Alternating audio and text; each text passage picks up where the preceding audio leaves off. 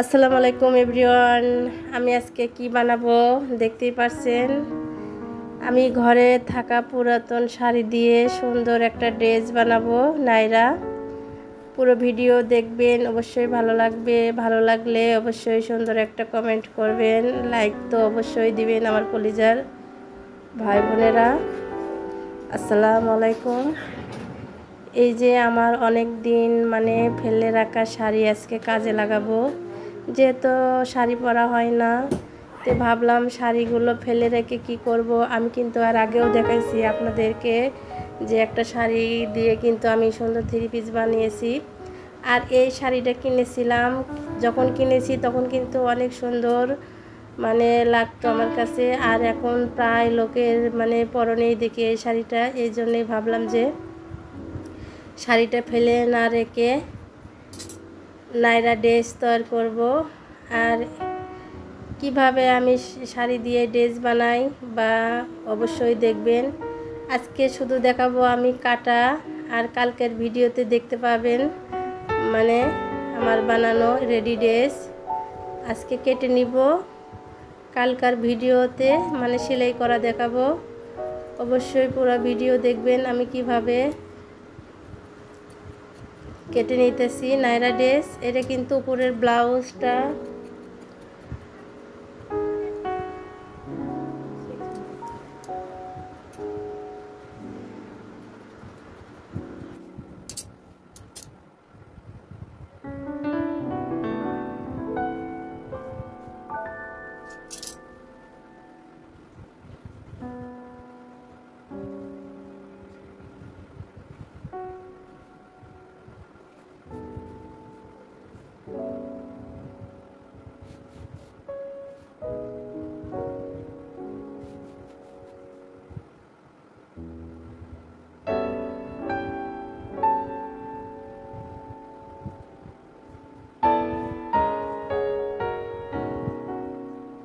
আর আমি এই যে আমার শাড়ির যে লাল আঁচল, সে আঁচল দিয়ে কিন্তু আমি হাতাটা কেটে নিলাম, যেহেতু আমি প্লাজো হাতা দিব। আর এই যে শাড়ির মাথায় কিন্তু কালো কাপড় আছে, ওইটা কিন্তু আমি একটু ডিজাইনের জন্য রেখে দিলাম। আর আমি এই জামার সাথে কিন্তু লাল সালোয়ার বানাবো, এই জন্যেই আমি হাতাটা কিন্তু লাল দিয়ে দিলাম, যেহেতু শাড়ির আঁচলাটা লাল।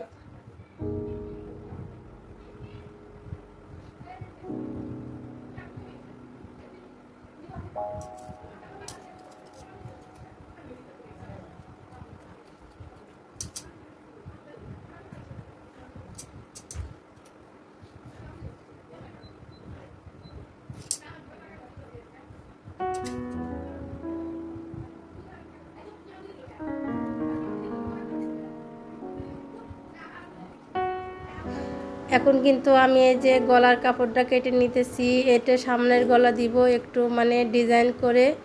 আর গলাটা কিন্তু যেহেতু গলার কাপড় কিন্তু নিচে পড়ে গলার, এই কাপড়টা কিন্তু আমি লাল কেটলাম, এই জন্যই যে কালোর উপরে লাল। এটা কিন্তু গলাটা আমি উপরে দিয়ে দিব, আর এই যে সামনে শো বোতাম দিয়ে দিব।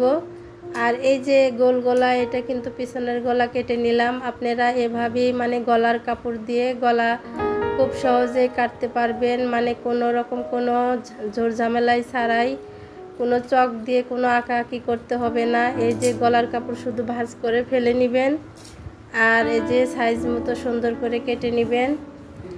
আর যেহেতু আমরা পুরাতন, এই জন্য আমাদের কোনো গলার কোনো মার্জিন করা লাগে না। আপনারা অবশ্যই চক দিয়ে মার্জিন করে নিয়ে তারপরে কেটে নেবেন, তা না হলে কিন্তু তেরা বেঁকা হয়ে যেতে পারে।